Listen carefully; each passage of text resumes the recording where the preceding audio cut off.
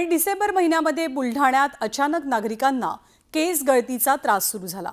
या विचित्र आजारामुळे मोठी खळबळ माजली। आता केस गळतीनंतर आणखी एका नव्या आजाराने बुलढाण्यात डोकं वर काढलंय आणि या आजारामुळे लोकांची नखं गळून पडू लागली आहेत।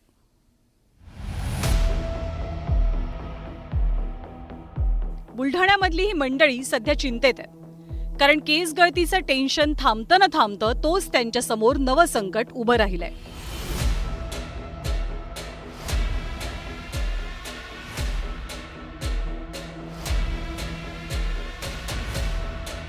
बुलढाण्यामधल्या काही गावात आता लोकांची नखं झडू लागली आहे। केस गळतीचा त्रास झालेल्या नागरिकांची नखं विद्रूप होऊन झडून पडतात आणि या नवीन आजारामुळे नागरिक भयभीत झालेत।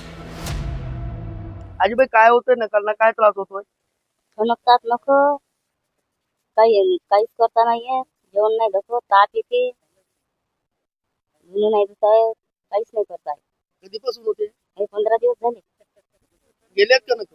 हा नख गेले? गेले ना नख, हे नख गेले। शेगाव तालुक्यातल्या बोणगावसह अन्य काही गावात सध्या नखांच्या आजाराने त्रस्त असलेले 29 रुग्ण आढळले। डिसेंबर महिन्यात बुलढाण्यात केस गळतीचं प्रकरण समोर आलं होतं। अनेकांच्या तपासण्या झाल्या, पण गळतीचं नेमकं कारण काही समजू शकलं नाही। त्यामुळे आता नव्यानं उद्भवलेल्या नख झडण्याच्या आजाराचा सामना कसा करायचा या चिंतेत ग्रामस्थ आहेत। दरम्यान आरोग्य आणि जिल्हा प्रशासनानं रुग्णांना वाऱ्यावर सोडल्याचा आरोपही स्थानिकांनी केलाय। नखगळती झाल्यानंतर आणखी काही शरीराचे अवयव डॅमेज होऊ शकतात का, हे पण पाहणं महत्त्वाचं आहे। कारण का जर मागच्या रिपोर्टमध्ये आलं होतं की कॅल्शियम कमी आलं, बऱ्याच रुग्णांचे ब्लड सॅम्पलमध्ये कॅल्शियम कमी आलं, तर होऊ शकते हाडाचा काही प्रकार याच्यामध्ये उघडकीस येऊ शकते का, हे सर्व तपासणी माझं तसं मागणी आहे की पूर्ण बॉडी चेकअप व्हायला। बुलढाण्यात उद्भवलेल्या नव्या समस्येमुळे आरोग्य यंत्रणा अलर्ट झाली आहे।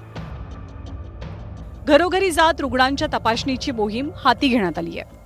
सेलेनियम टॉक्झिसिटीमध्ये 21% पर्यंतच्या रुग्णांची नखगळती सुद्धा होऊ शकते। तर त्यामुळे हा सेलेनियममुळेच हा प्रकार होत असावा असं आमचं मत आहे।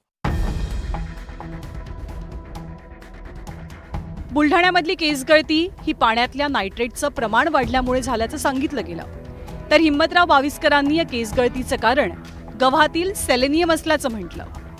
आता केस गळती पाठोपाठ नख गळण्याचं नेमकं कारण काय याचाही लवकरात लवकर शोध लावणं गरजेचं बनलंय। राहुल खंदारेसह bureau report, news 18 Lokmat, Buldhana.